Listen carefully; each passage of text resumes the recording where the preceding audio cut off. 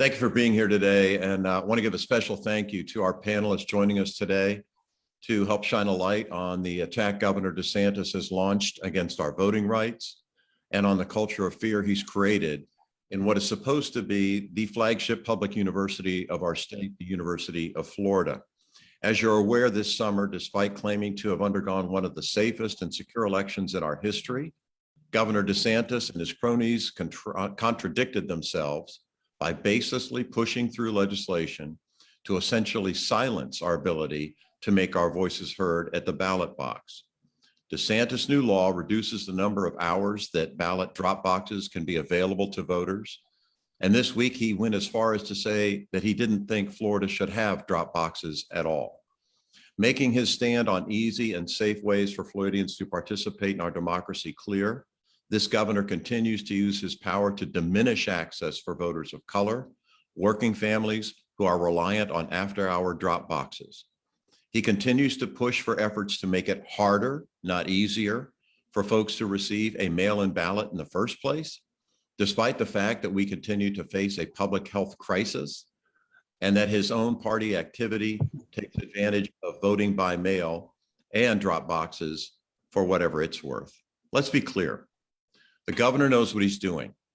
Despite having no voter fraud issues, he's abusing his power in the name of falling in line with the Republican Party and the former president's failed leadership. But the governor's abuse of his office has gone too far. Now, aside from defunding school boards who dare to defy his anti-mask crusade, going after small businesses who have the audacity to require vaccines in an effort to protect their employees and customers, the governor is turning his attention to striking fear and silencing academics and experts at our flagship university.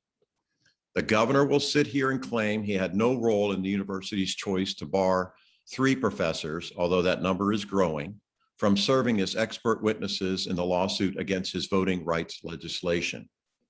But the fact of the matter is the following: that his 6 direct appointees to the 13-member University of Florida Board of Trustees have contributed close to $1 million to the governor or the state Republican Party. One of these appointees played a key role in fast-tracking the appointment of his anti-mask vaccine skeptic Surgeon General. And this year he signed into legislation to require public colleges and universities to survey their students, their faculty and staff about their own personal political beliefs. The writing's on the wall. Governor DeSantis is looking for blind loyalty from institutions across the state, whether it's our local school boards, local small businesses, or now even our public universities. Under DeSantis, Floridians either have to comply or suffer the consequences. Well, now, thanks to this tyrannical rule, our voting rights are under attack alongside our First Amendment rights. This is fear-mongering and scare tactics, plain and simple. That's why we're here today, to call on the governor to do the right thing. Take a step back and drop this baseless crusade to push through election integrity reform in the January legislative session and get to work on the real issues facing our fellow Floridians. It's time to turn our eyes to the horizon, to finally crush the virus, focus on rebuilding our economy, and get Florida back to being an affordable place to visit, settle down, and raise your family. Those are the issues facing our neighbors across the state. Do your job, Governor. With that, I'll turn it over to President Akbar.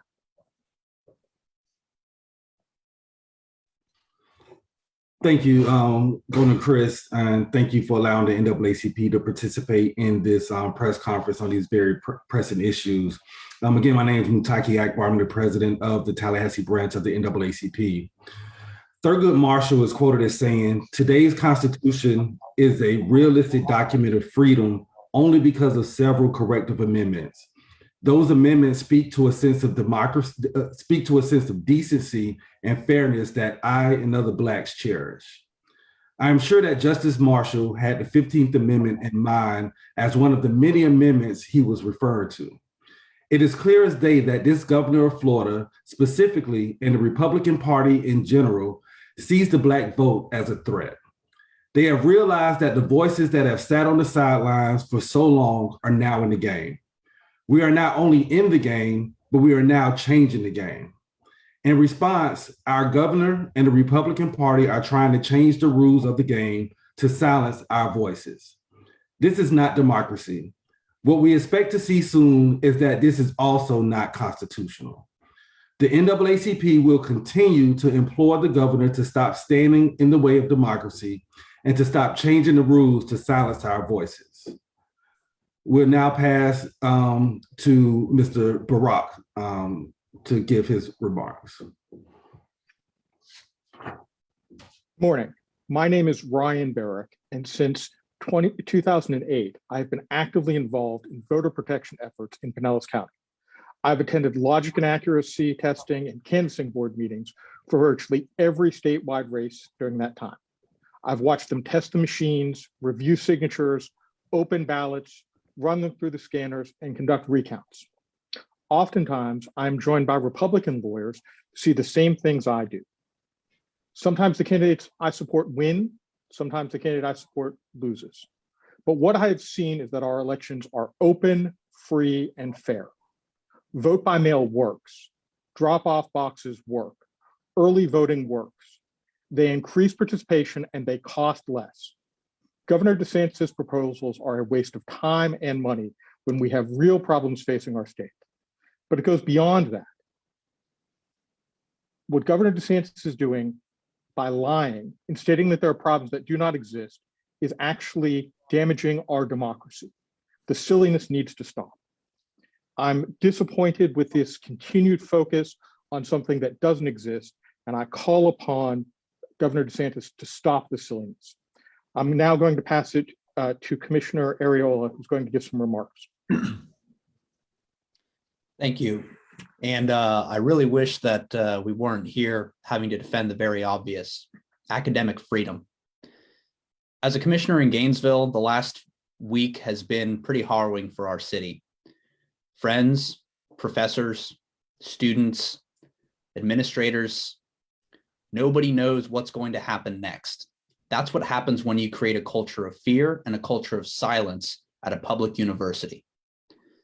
The professors who have been told that they cannot testify have not been given appropriate reasons because the university has always allowed professors to testify as experts. The difference is very clear. Governor Ron DeSantis has hand-selected donors to be on the Board of Trustees, and the members of the Board of Trustees have inserted themselves inappropriately in decisions made at the university at the very top level with hiring, and now at a sort of middle level of decisions of what faculty can and cannot speak on. This is unacceptable to Florida, and it's unacceptable to America. Public universities have a fealty to democracy. They have a fealty to discovering the truth, to helping voters sift out what is true and what is untrue. And they certainly don't have loyalty to elected officials or political parties.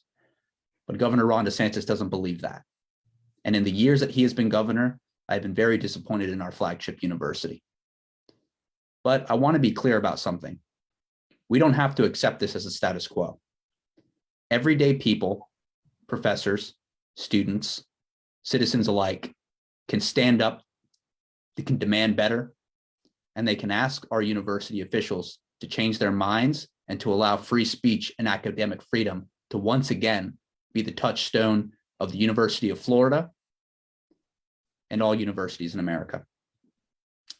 It's been a difficult week, but I know that Floridians are up to defend their right to free speech and academic freedom. So I appreciate this opportunity to talk about these very important principles for democracy. Thank you.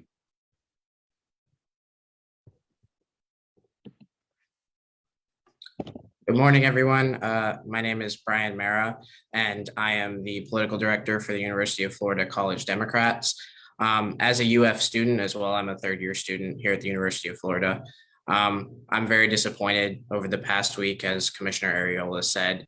Academic freedom has been challenged this week by both the UF administration, the Board of Trustees, and Governor Ron DeSantis by not allowing these extremely knowledgeable professors to testify in these cases and be expert witnesses. Not only has the governor and the board of trustees violated free speech, but they have also taken away from the public the opportunity to hear from real experts in the field of voting rights and able to help the public understand what these laws are and what they will do to when you go to the polls, or if you want to vote by mail, or if you want to vote in drop boxes. So the idea that professors would be barred from testifying, to me, is despicable, and it shows the lackluster response that the governor really cares about the quality of education in this state. And it certainly needs to change. And I call on Governor DeSantis and the UF administration to make sure this policy changes and to stop infringing on free speech for our UF professors. And I'll pass it over to another college dem, Rachel Wolfrey.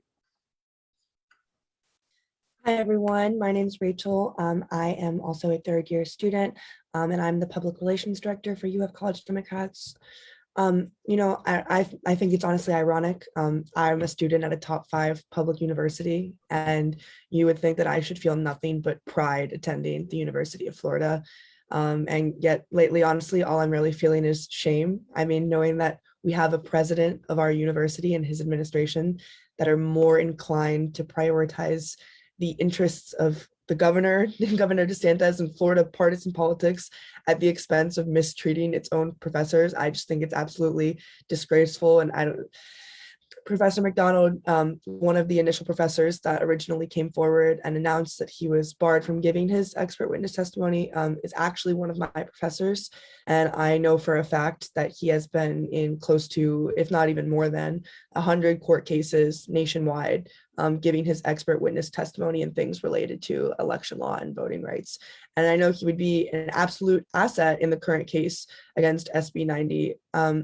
And I don't understand what's different this time, that the university isn't allowing him to testify in something that he is more knowledgeable than most people in, other than the fact that the university just rolls over for Governor DeSantis. And I'm just, honestly, I'm really hope that President Fuchs and the rest of the administration change their mind, because if I was a student that was choosing between universities right now and I saw what was going on, I would not want to attend the University of Florida. And thank you so much for having us speak today. I'm going to go ahead and pass this over to Yvette Lewis. Good morning, everyone. My name is Yvette Lewis, and I am the president of the Hillsborough County branch. And I want to thank you for this wonderful opportunity. I have to speak in the words of Fannie Lou Hamer: no one is free until everyone is free. So I'm not understanding the reason behind all of the pushback on letting people to have the right to vote, giving them the options today to vote. There are many options that we have when we are purchasing products. I don't understand why we are running into so many options or so much difficulty when it comes to voting rights issue in the state of Florida. So the only thing that I can say, in the words of my mother, what are you afraid of? Give me my right, give me my opportunity, give me my chance to vote and say and let my voice be heard. African Americans have come a long way, but we still have a ways to go. And it is so important that we continue to let our voice be heard. So, one of the things on the NAACP, we always practice voting rights and educating people on how the voters are supposed to, have that option to go to the polls to vote. You created these options for us, but yet now you take them away when we are exercising our rights. So only thing that I can say right now on behalf of the Hillsborough County branch NAACP is give me my right and my people's right to vote. Thank you. And I pass it to Commissioner, I don't know. Thank you.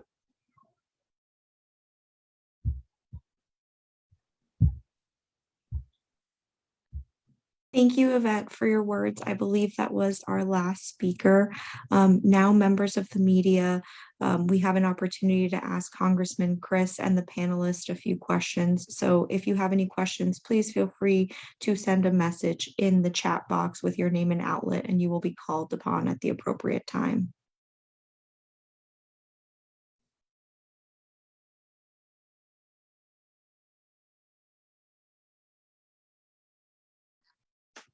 Looks like we've got a question from Jake with Capital News Service. Jake, please go ahead and unmute yourself and ask your question.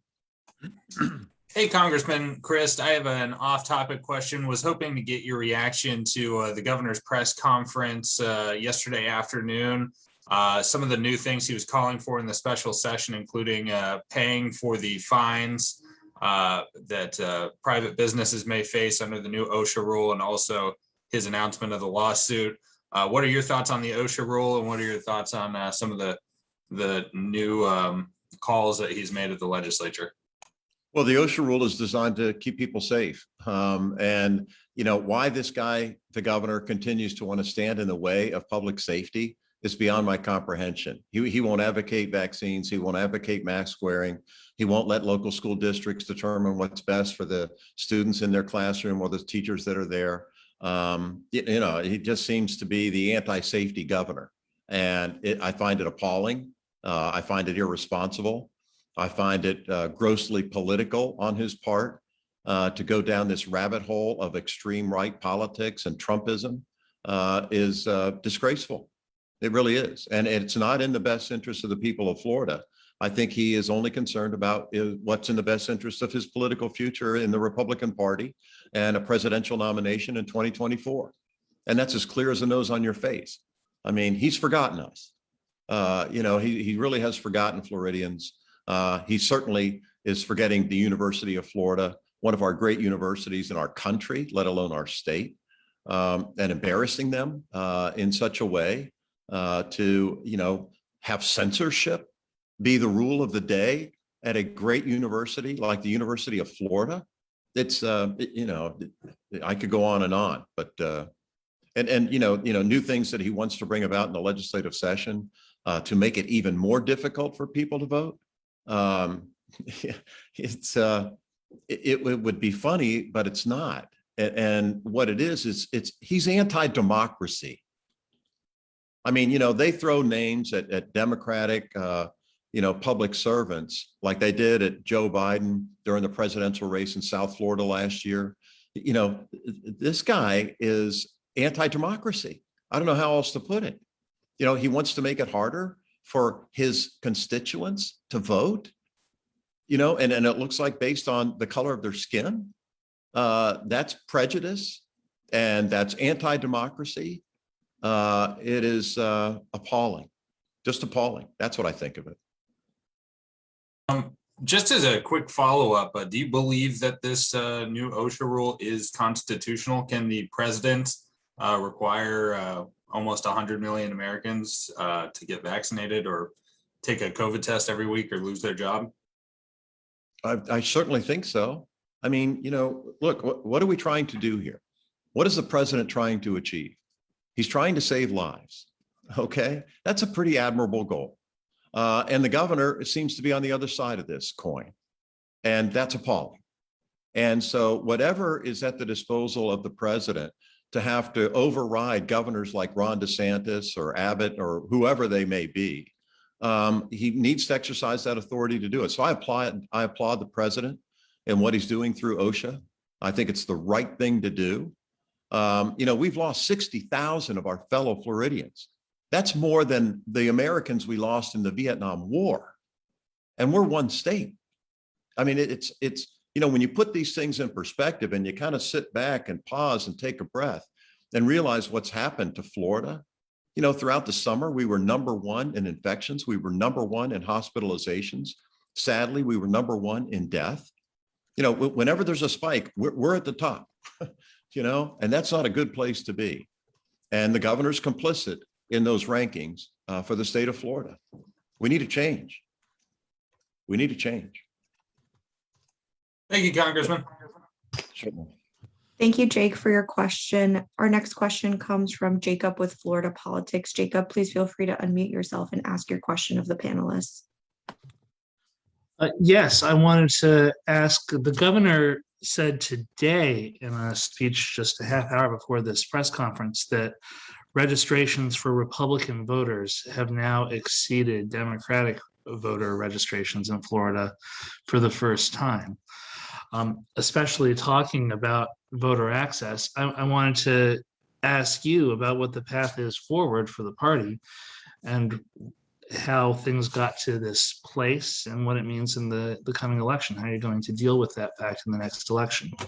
Well, number one, just because he says it doesn't mean it's so. I have learned that from this governor.